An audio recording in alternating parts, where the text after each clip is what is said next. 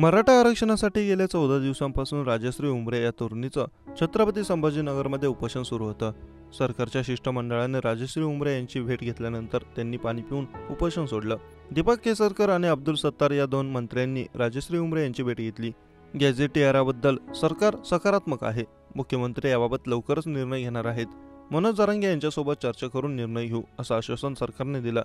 आता जरी आंदोलन स्थगित करण्यात आलं असलं तरी 2 आठवड्यात निर्णय न घेतल्यास पुन्हा आंदोलन करण्यात येईल असा इशारा राजश्री उमरे यांनी दिला आहे। मराठवाड्यातील मराठा समाज कुणबी प्रमाणपत्र देऊन ओबीसीतून आरक्षण द्यावे यासह इतर मागण्यांसाठी छत्रपती संभाजीनगर शहरातील क्रांती चौकात राजश्री उमरे या 2 सप्टेंबरपासून उपोषणाला बसल्या होत्या।